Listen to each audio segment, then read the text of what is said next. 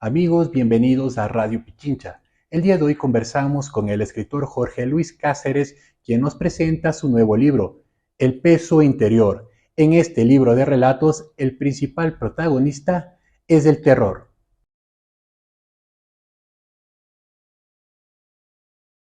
Creo que hay un concepto que define el miedo. El miedo varía de un individuo al otro y cada uno de nosotros tiene una consideración sobre el miedo distinta.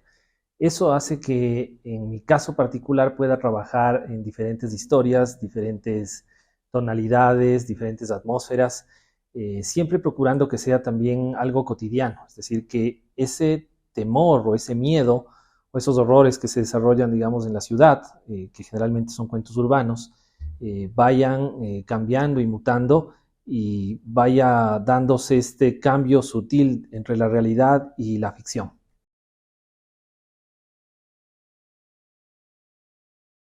Algunos cuentos están desarrollados bueno, la mayoría de los cuentos están desarrollados en la ciudad de Quito. Quito tiene una atmósfera parecida o, digamos, siguiendo la línea narrativa de Vázquez y de Ovidia, tanto en Ciudad de Invierno de Vázquez como en Estación de Lluvia, que son los cuentos perdón, sí, de Vázquez, donde la lluvia vendría a ser como un personaje más de la ciudad. Están desarrollados en la ciudad de Quito, pero no necesariamente dentro del norte o del sur, sino también hay cuestiones un poco más rurales y los personajes se van moviendo en las distintas posibilidades que da la ciudad. Los cuentos varían también en temática. Hay unos cuentos que tienen que ver con, sobre todo, la década de los 80 o los 70, tienen que ver con el gobierno de Febres Cordero, porque uno de los cuentos que se llama Caninos tiene que ver con la época de Febres Cordero y unas investigaciones sobre las desapariciones que existen en ese momento. Entonces recorro estos eventos porque en la niñez a mí me parecía algo horroroso tener que visualizar noticias con desapariciones. Entonces era algo que me marcaba siempre en la niñez y es algo que he querido reproducir tanto en el anterior libro de cuentos, en Las moscas y otros cuentos, así como en este nuevo libro de cuentos que he venido desarrollando. Hay historias que tienen que ver también una tiene que ver con Juan Fernando Hermosa y con una conversación que él tiene dentro de cuando estaba detenido, porque también es otra de las figuras que, si bien es cierto, las nuevas generaciones posiblemente no le tengan tan presente, pero nosotros sí. Era un personaje o era, digamos, un individuo que causó mucha conmoción en la ciudad, sobre todo por que era un adolescente que estaba cometiendo esta serie de asesinatos dentro de la ciudad.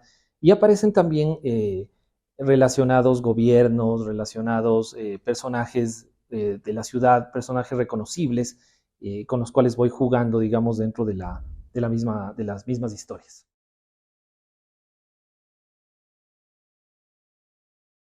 En Latinoamérica hay una diferencia sustancial en el tema del cuento.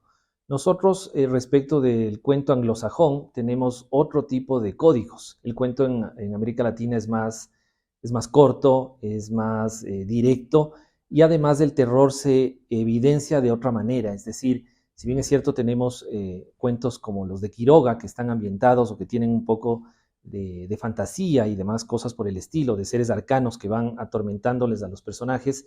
Eh, en América Latina, digamos, desde la década del 90, los 2000, hay una consideración también que tiene que ver con el terror político, es decir, todos los eventos latinoamericanos, las dictaduras que hemos tenido alrededor de todo el Cono Sur, también pueden marcar este tipo de elementos. Es decir, ¿qué más terror que estar en tu casa y que la policía llegue, allane tu casa y se lleve a tu hijo?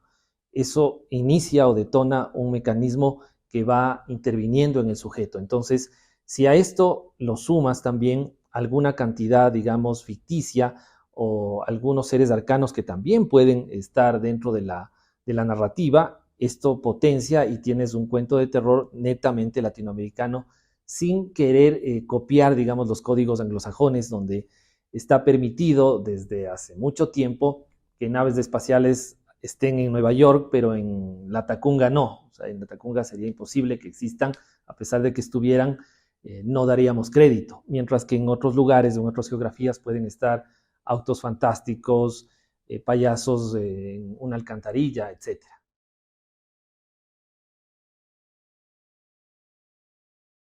Creo que la dinámica de la escritura depende también de cómo uno va adquiriendo, uno, madurez y la otra también cómo va viviendo la vida cotidiana. Es decir, la vida cotidiana, en mi caso particular también soy padre, entonces tengo que tener las responsabilidades de esta actividad, es decir, estoy con mi hijo, tengo que estar en 2 trabajos, 3 trabajos, etcétera. Entonces creo que toda esta cotidianidad que uno tiene, a más de ser escritor, que es el oficio que uno ha tenido, hace que las cuestiones periódicas de escritura sean con espacios, es decir, hay un espacio de tiempo para concebir lo que uno va escribiendo y hay que darse el tiempo para escribir. Es decir, toda esta cotidianidad que nos arrastra y que nos tenemos esta dinámica, digamos, del mundo capitalista que obligadamente tenemos que tener dinero para solventar todo lo demás, hace imposible que en algunos días se pueda escribir. Y lo que yo creo que he hecho con este libro es tener una carrera de resistencia y sobre todo luchar con el oficio. Es decir, si este es mi oficio y si a mí me gusta escribir y me motiva escribir, tengo que encontrar tiempo para leer, escribir, corregir y reescribir y pensar también las otras historias. Creo que en ese espacio entre la cotidianidad y el desgaste que significa ser adulto, sin que esto también pueda convertirse en una pesadilla a la vida de un adulto, encontrar el tiempo que uno tiene para hacer lo que realmente quiere hacer.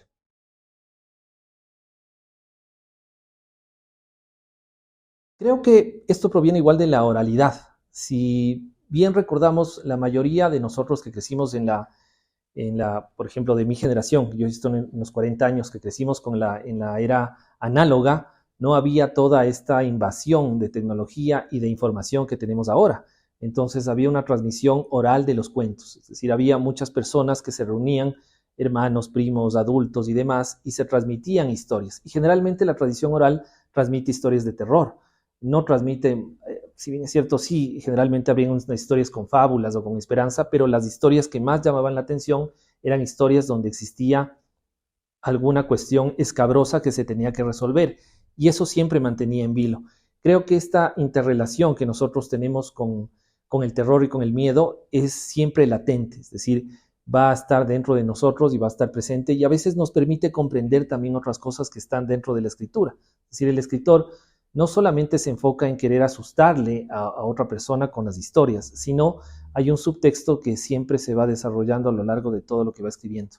Esa ha sido la entrevista con el escritor Jorge Luis Cáceres. A todos los amantes del género, del terror y de la lectura les invitamos a que consigan su libro en las distintas librerías de la ciudad de Quito. Hasta la próxima.